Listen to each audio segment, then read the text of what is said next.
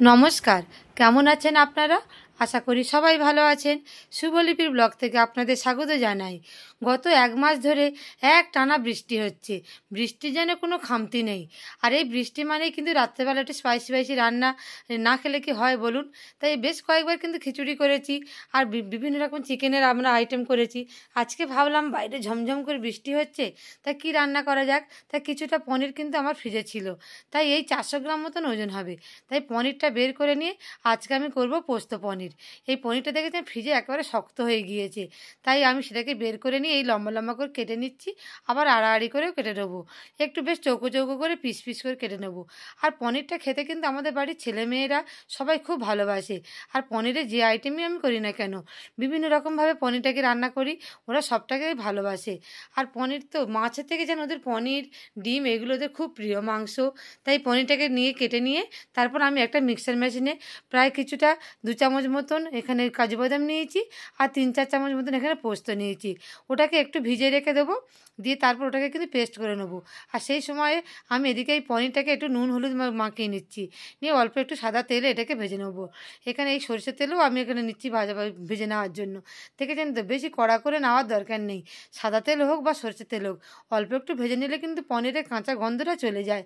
এই দেখুন, এই লাল লাল মতন করে আমার ভাজা হয়ে গিয়েছে, এবার এটা নামিয়ে নেবো। আর এই ভাজা পনিরটা খেতে কিন্তু আমার ছেলেমেয়েরা ভালোবাসে, বাড়ির সবাই ভালোবাসে। আর তারপর ওদিকে আমি সেই পোস্ত আর কাজু বাদামটাকে ওটাকে একটু পেস্ট করে নিচ্ছি। আর এর সাথে একটুখানি কাঁচা লঙ্কা দিয়ে দেবো, বেশ একটু ঝাল ঝাল খেতে ভালো লাগবে। 2-3টে কাঁচা লঙ্কা, বেশি দরকার নেই। আর পাশাপাশি অন্য মশলাগুলো আমি তৈরি করে নিয়েছি। এই রসুন, আদা, পেঁয়াজ, টমেটো, কাঁচা লঙ্কা, এগুলোও কিন্তু আমি এক এক করে সব পেস্ট করে নেবো। পেস্ট করে নিলে কিন্তু তরকারির গ্রেভিটা খুব ভালো হয়। এই দেখুন, কাজু বাদাম, কাঁচা লঙ্কা আর পোস্তর এই পেস্টটা, তারপরে এই টমেটো পেস্ট করে নিয়েছি, আদা রসুন পেস্ট করে নিয়েছি, পেঁয়াজটাও পেস্ট করে নিয়েছি। আর আমি একটা জায়গাতে এই টক দইটা ভালো করে ছেঁকে নিলাম। টক দইটা ছেঁকে নিলে হয় কি, টক দইয়ের মধ্যে যে জলটা থাকে ওইটা কিন্তু ক্ষতিকর, ওটা দিলেই তরকারির মধ্যে কিন্তু টক দইটা কেটে যাবে। তাই জলটাকে এইভাবে ঝারিয়ে নিতে হয়। তারপর আবার আমি একটু সরষের তেল কড়াইয়ের মধ্যে দিয়ে তার মধ্যে দুটো তেজপাতা দিলাম, আর একটুখানি গোটা গরম মশলা, আর 2-3টে কাঁচা লঙ্কা দিয়ে একটু নাড়াচাড়া করে তারপর আদা রসুনের পেস্টটাও দিয়ে দিচ্ছি। আর পাশাপাশি আমি এখানে পেঁয়াজ বাটাটাও দেবো। আর স্বাদ আনার মতন অল্প একটুখানি নুন, হলুদ, জিরের গুঁড়ো পরপর এখানে আমি দিয়ে দিচ্ছি। দিয়ে মশলাটাকে বেশ ভালো করে কষিয়ে নেবো, যাতে করে মশলা থেকে অল্প একটু তেলটা ছেড়ে দেয়। তারপর আমি যে কাজু বাদামের পেস্টটা করে রেখে দিয়েছিলাম পোস্ত দিয়ে, সেটাও এর মধ্যে দিয়ে দিচ্ছি। দেখেছেন, পরেই বাটিটা ধুয়ে কিন্তু জলটাও দেবো। বেশ ঘন মতন তো পেস্ট। এইভাবে নাড়াচাড়া করতে করতে মশলাটাকে বেশ ভালো করে তৈরি করে নেবো, যাতে মশলা থেকে কোনো রকমের কাঁচা গন্ধ না থাকে। এই দেখুন, এখানে পাশাপাশি পনিরটাও রয়েছে। আমার ছেলে মেয়ে এসে বলল দাও দুটো ভাজা খাই, ওদেরকেও দুটো দিয়ে দিলাম ভাজা। তারপর এইভাবে মশলাটা আমি তৈরি করে নিচ্ছি। এর মধ্যে আবার আমি এখানে টমেটো বাটাটা রেখেছিলাম, সেটাও দিয়ে দিচ্ছি। ততক্ষণ নাড়বো যতক্ষণ না পর্যন্ত টমেটোর কাঁচা গন্ধটা চলে যায়। এই টমেটোর কাঁচা গন্ধ থাকলে কিন্তু তরকারিটা একটুও খেতে ভালো লাগবে না। ব্যাস এইভাবে নাড়াচাড়া করতে হবে। আর যে কোনো তরকারি কিন্তু রান্না করার জন্য তার অবশ্যই দরকার এই মশলাটা ভালোভাবে তৈরি করে নেওয়া। তারপর আমি যে ছেঁকে রেখেছিলাম এখানে টক দইটা, সেটাও দিয়ে দিচ্ছি। দিয়ে এখানে সেটা ভালো করে নাড়াচাড়া করব। আর এই সময় গ্যাসের ফ্লেমটা কিন্তু একদম কমিয়ে দেবো। আর যেহেতু আমি এখানে টমেটো দিয়েছি, টক দই দিয়েছি, তাই স্বাদ আনার জন্য অল্প একটু চিনি দিলাম। দিয়ে আর এখানে গ্যাসটা কমিয়ে দিয়ে এইভাবে নাড়াচাড়া করব। গ্যাস জোরে দিলে কিন্তু টক দইটা কেটে যাবে। আর একটুখানি জল দিলাম এই গ্রেভিটা হওয়ার জন্য, যাতে এখানে পনিরগুলো সেই গ্রেভির মধ্যে ভালোভাবে ডুবে যায়। দেখেছেন তো? আর যেহেতু এটা পরোটাতে খাবো রাত্রিবেলা, তাই বেশি আমাদের কিন্তু ঝোল ঝোল দরকার নেই। আর এগুলো কিন্তু পরোটা, লুচি, নান বা হাতে গড়া শুধু রুটি সব কিছু দিয়েই কিন্তু খেতে ভালো লাগবে। আর গরম গরম ভাত হলে তো কোনো কথাই নেই। ব্যাস, টকবক করে ফুটে গেছে আমার পনিরের তরকারিটা। আর নামানোর আগে আমি 1 চামচ গরম মশলা দিলাম, আর এই হাফ চামচের একটু কম ঘি দিলাম। ব্যাস, ওদিকে এবার আমি আটা ময়দাটা মাখিয়ে নেবো। দেখেছেন, আমি এখানে ময়দাও নিয়েছি, আটাও নিয়েছি। দুটো আটা ময়দাটা মাখিয়ে নিয়ে পরোটা করি বা লুচি করি, সেটা কিন্তু খেতে খুব ভালো লাগবে। আর এখানে সাদা তেল, নুন, চিনি সব কিছু ময়ম দিয়ে আমি ভালো করে আটা ময়দাটাকে মাখিয়ে নিচ্ছি। আমি যখনই পরোটা করি বা লুচি করি এইভাবে আটা ময়দাটা মাখিয়ে নিই।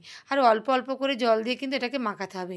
একসঙ্গে বেশি পরিমাণে জল দিলে কিন্তু এটা পাতলাও হয়ে যাবে, আর মাখাটাও ভালো হবে না। এই অল্প অল্প করে মাখিয়ে নিয়ে তারপর একটুখানি তেল দিয়ে কিছুক্ষণ চাপা দিয়ে রাখতে হবে। বেশ খাওয়ার একটু আগে আমি এটা গরম গরম ভেজে নেবো। তাই থাক একটুখানি কিছুক্ষণ চাপা দেওয়া, এতে ময়দাটা বেশ ভালো ময়মটাও দেওয়া যাবে আর নরমও হবে। হবে। কিছুক্ষণ পরে আমি ফিরে এসেছি। এই রাত 9টা বাজে। এবার বাড়ির সবাইকে খেতে দিতে হবে, তাই আমি এক এক করে পরোটাগুলো সব ভেজে ভেজে গরম গরম তুলে নেবো। এই হাতে গড়া বৃষ্টিও হচ্ছে, সেই রকম বাইরে ঝুমঝুম করে বৃষ্টি হচ্ছে। হাতে গড়া একদম নরম নরম পরোটা, সিম্পল পরোটা, আর তার সাথে আমার আছে আজকে পোস্ত পনির।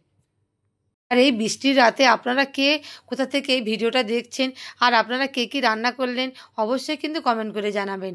আর বৃষ্টির রাতে কিন্তু বিভিন্ন ধরনের এই ধরনের একটু ঝাল ঝাল, একটু স্পাইসি স্পাইসি রান্নাটা কিন্তু খেতে সকলেরই ভালো লাগে। এই দেখুন এক এক করে সমস্ত পরোটাগুলো আমার বেলে রেখে দিয়েছি। এবার শুধু ভেজে নেওয়ার পালা। আর বেশি নেই, কয়েকটা মতো গোলা বাকি আছে, ওই কটা করে নিলেই আমার রাত্রেবেলা রান্না একদম কমপ্লিট হয়ে যাবে। এই দেখুন সব রান্না আমার হয়ে গিয়েছে। এবার আমি রাত্রেবেলা ডিনারটা সাজিয়ে ফেলছি।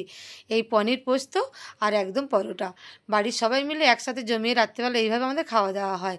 আর বাইরে খুব বৃষ্টি হচ্ছে, তো আজকে তাই আমরা টেবিলে আর বসবো না, সবাই মিলে ঘরের মধ্যেই বসবো। আর এই আর সারাদিন তো সবাই বিভিন্ন কাজে, স্কুল কলেজ অফিসে চলে যায়, একসাথে কেউ থাকা হয় না। আর এই রাত্রেবেলা সবাই মিলে আমরা এইভাবে একসাথে খাওয়া দাওয়া করি। এই দেখুন, তাহলে আপনার কেমন লাগলো আমার আজকের এই ভিডিওটি ভালো লাগলে সবাই কিন্তু একটা লাইক করবেন আর কমেন্ট করবেন। আমার ছেলেকে দেখেছেন, ওর এইসব রান্নাগুলো কিন্তু ও খুব পছন্দ করে, ছেলে বলুন মেয়ে বলুন। আপনাদের সঙ্গে দেখা হচ্ছে পরের ভিডিওয়। সবাই ভালো থাকবেন, ধন্যবাদ।